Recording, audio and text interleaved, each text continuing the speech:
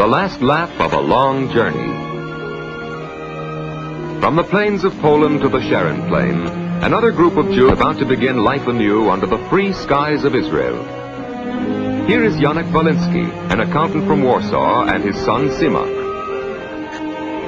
Rosa, his wife, and his daughter all come from behind the Iron Curtain. They are now heading along the open road to a brighter tomorrow.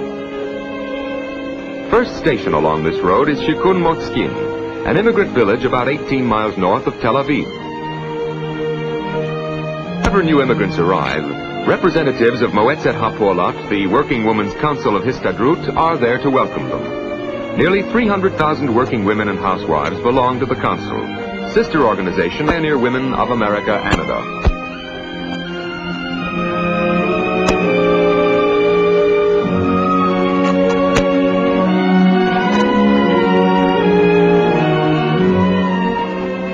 To the average Israeli, the arrival of new immigrants has become almost a daily routine. But to the Walenskys and the others, this is the most thrilling moment in their lives. It is they who are entering the portals of a new world after years of anxiety and waiting.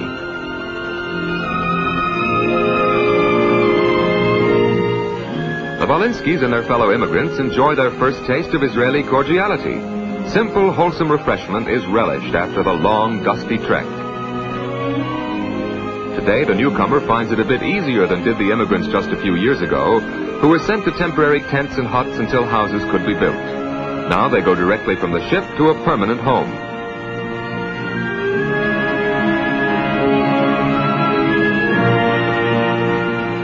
The boy in the red beret, a Moroccan turned Israeli, might be a heroic paratrooper, but his heart seems to be captured by a slender miss. Nissim finds a good excuse to meet Alice.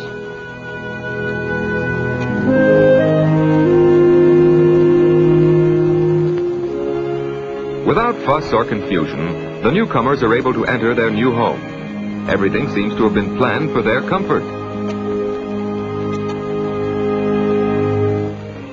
Nearly 1 million Jews have come during the past decade. In Shikun Motskin and hundreds of other settlements, the newcomers have discarded their fears and frustrations and have begun to build new homesteads along the highways and byways of this reborn land.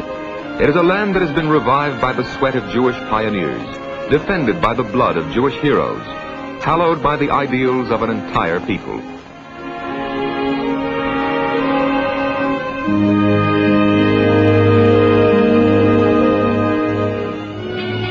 The first few days are rather hectic. Members of the Working Women's Council go from door to door, checking on what is needed. They give advice, answer questions, bring good news. No problem is too big or too small. Soon the Walenskys begin to change. Janek, the Warsaw accountant, has become Yaakov, amateur farmer. Daughter Alice has become Aliza, the happy one. And Simak, her brother, is now Simcha, meaning joy. Dvora, the Madrika, an experienced counselor, has seen many waves of newcomers ripen into full-fledged Israelis. Today, she has big news for the Walenskys. Aliza can enter a nursing school if she likes. For Simcha, Mאות HaPoalat has granted a scholarship at its Hadera farm school. And even Yaakov, despite his 45 years, can go to school. A spot is open at the Petach Tikva Ulpan for a concentrated course in Hebrew. Months of separation are ahead, but it is an investment in their future. It has not taken long in this friendly community for youth to strike up a fast friendship. Aliza tells Nissim of her good luck. Mאות HaPoalat has produced a wonderful plan. Soon she will be off to Haifa to attend the Omna nursing school. The paratrooper understands Aliza's enthusiasm. His schooling began only when he joined the Israeli army.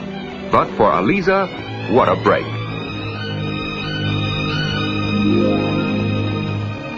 Omna was built by Canadian pioneer women. Here, 150 children are given every care. Concern for and love of the child is deeply anchored in the entire community, for youth is Israel's most precious possession.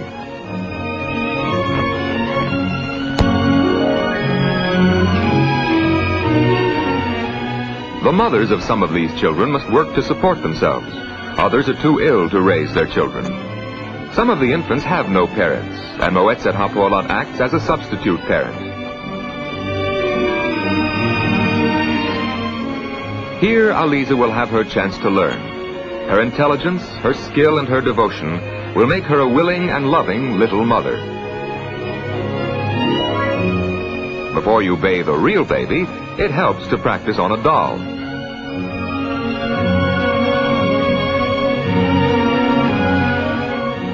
Top-notch doctors treat the youngsters and teach the student nurses. This, among other measures, has helped Israel to achieve one of the world's highest health standards.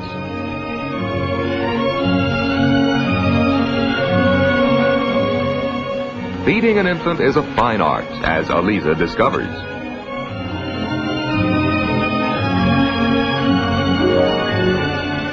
The 60 student nurses are learning a new profession and a new way of life.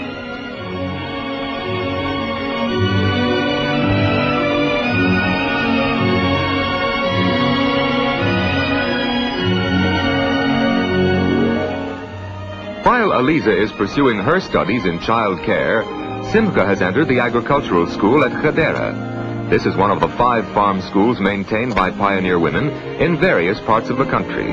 1,000 boys and girls are enrolled in these training centers, which are both home and school for the youngsters.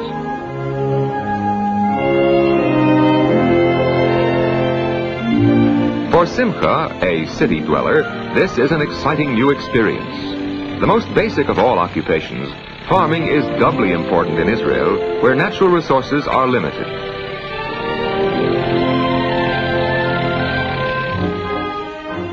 The youngsters master the secrets of the earth, the marvels of nature, the world of plants and animals.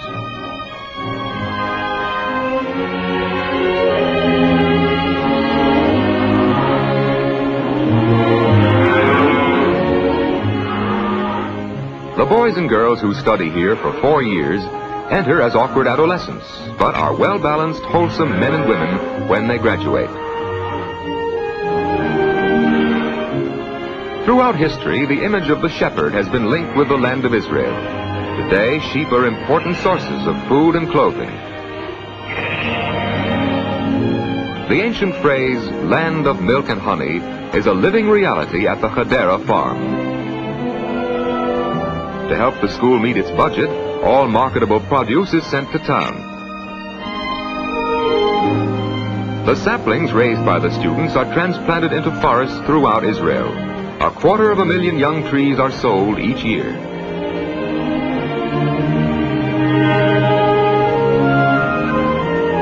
At Hadera, everybody works. That is, nearly everybody. In sports, boys learn to be straight shooters. Friendships blossom as sabras and immigrants mingle.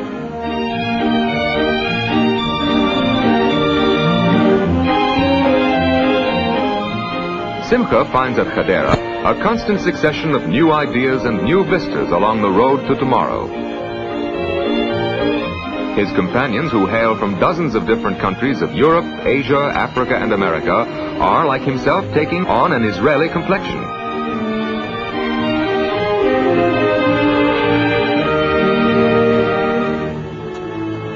Like son, like father. At Petach Tikva, the Gate of Hope, Yaakov Volinsky joins a group of immigrants like himself. Way back in his youth, Yaakov, like almost every Jewish boy, had learned enough to read the Hebrew prayers. Now, like thousands of other adults coming to Israel, he has to learn to speak Hebrew for daily use. This ulpan, for the concentrated study of Hebrew, helps professionals and other educated newcomers to grasp the national language quickly.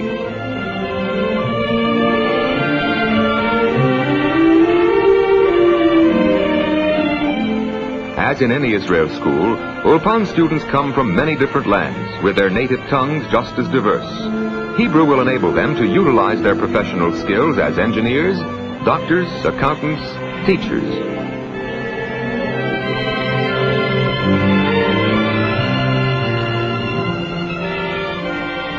In about 3 to 6 months, they will read and write Hebrew and express themselves freely, correspond with friends. They will not be strangers in the land of their forefathers.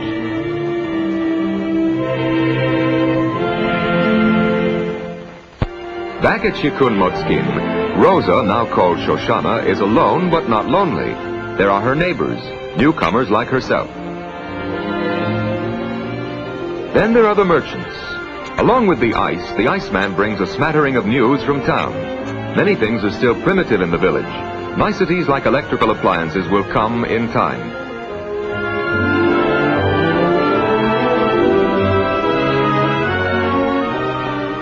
But Shoshana does not let her days slip idly by. She's found an interesting and valuable activity, the cooking class in the Mאות Hapolat Instruction Center. Adapting one's style of cooking to suit the climate of Israel and to utilize the food at hand is a challenge that all immigrant housewives face.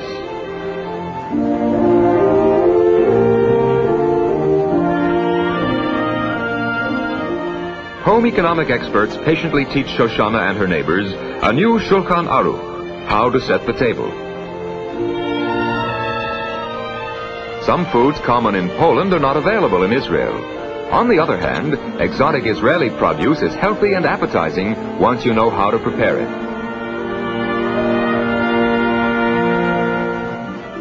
As the weeks roll by, Simcha makes rapid progress. He handles the tractor almost like a veteran. Aliza is absorbed in her studies. She is flowering into maturity, each day adding its touch of wisdom and beauty. And Yaakov Walensky is perhaps proudest of all. He has finally removed the cobwebs that had hidden the beauties of the Hebrew language. His old friends, Aleph, Bet, Gimel, come alive with meaning and purpose. At last he is brave enough to pen his first Hebrew letter to his wife.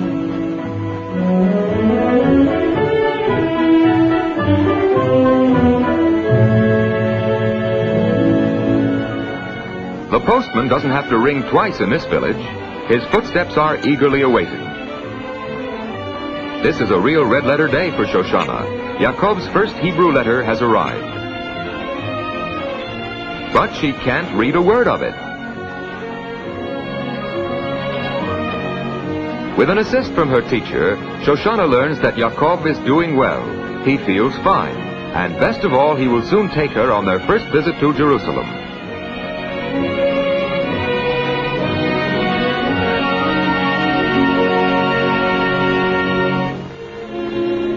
The happy day arrives. Shoshana and Yaakov are in Jerusalem, where Israel's glory reaches its peak. The Tower of David recalls ages long since past. A bronze menorah, gift of members of the British Parliament, symbolizes Israel's march through history, from biblical times to the present.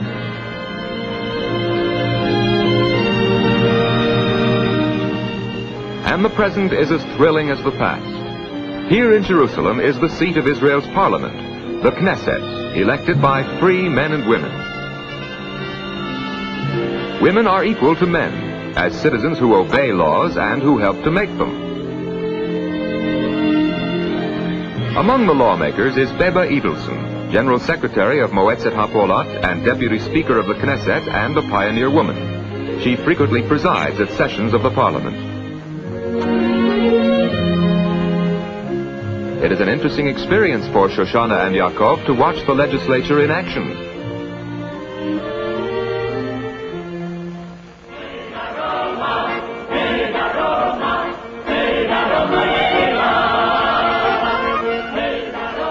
Nissim and Aliza, with a few free days ahead, are also planning a holiday adventure.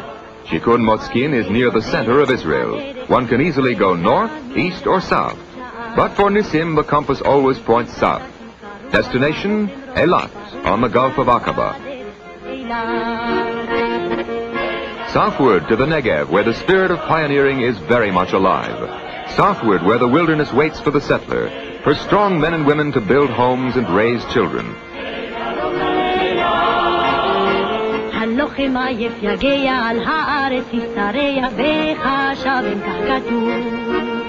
את הארץ בי נשבעתי רק לכם כולה נתתי מיני דם ועד ים סוף When Nissim gets out of the army, he plans to go south, to live in Eilat, and perhaps Aliza will go with him.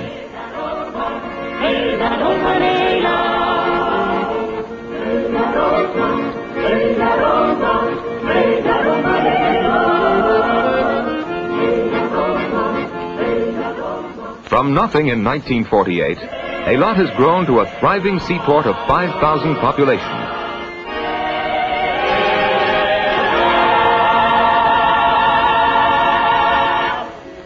Histadrut workers and cooperative enterprises met the challenge of this frontier even before the Sinai campaign cleared the channel of the Red Sea. All this is familiar territory to Nissim, who took part in the Sinai operation to defend Israel's borders and the freedom of the seas. Eilat is Israel's outlet to the Far East, to the countries of East Africa, to India and Australia. And the fishing is good too in the Red Sea.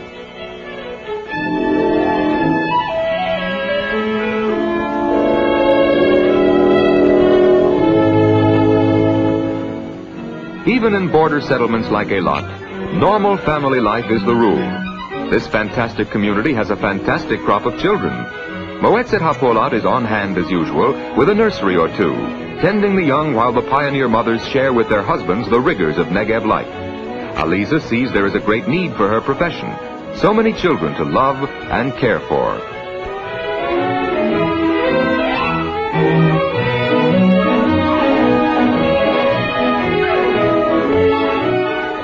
But not all is hardship.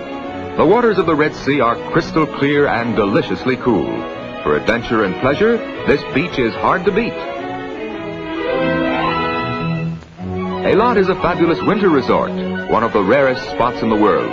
Tourists come from far-off lands, and even lucky Israelis from the north spend their vacations here. On the shores of Aqaba, not only the dreams of a nation, but the dreams of young lovers may come true.